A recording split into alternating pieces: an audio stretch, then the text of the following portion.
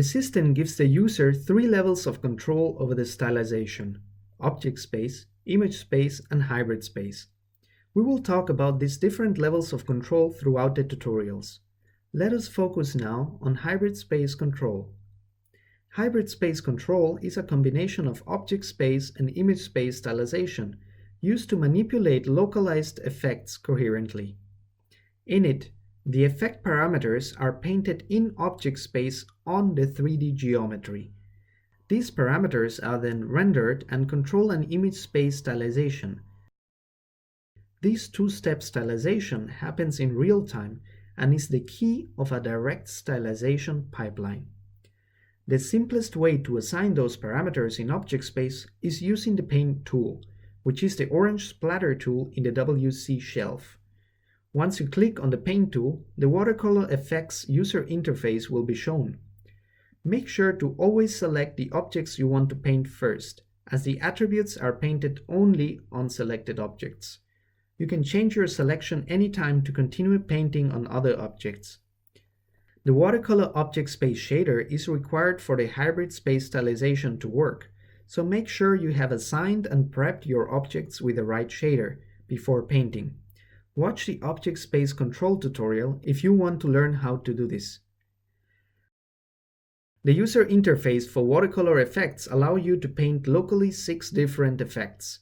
These are painted on the vertices by pressing the brush button for each or by toggling the painting mode.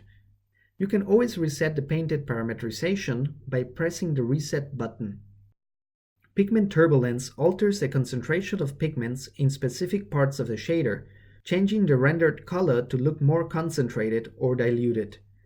The best way to usually start with is to assign procedural turbulence and then modify the turbulent parameters by painting to achieve your own turbulent pattern. Color Bleed assigns local areas where the object will bleed. Make sure to also adjust the color bleed offset and color bleed threshold to fit the object's dimensions. These can be found in the Image Space Control Conf tool. Darkened Edges let you control which parts of the object would have darkened edges. As all objects have darkened edges by default, the best way to tweak these is to press and apply no darkening, and then manually paint the areas where darkening at the edges is desired. Granulation controls which parts of the object will have a bigger accumulation of pigment in the valleys of the paper, increasing or decreasing the paper granulation. Distortion lets you paint the amount of paper distortion desired at different parts of the object. Whiten also alters the concentration of pigments, but is mostly used to dilute the pigment towards the paper color. This gives control over which parts of the scene are to be shown with a controlled painted falloff. The ability to paint these parameters and see the results in real time is what distinguishes a direct stylization pipeline from a decoupled offline pipeline, where these effects are usually seen only in compositing stages.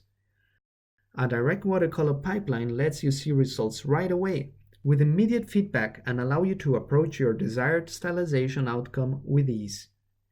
This concludes the tutorial on hybrid space stylization control. Make sure to learn how the object space and image space stylization works.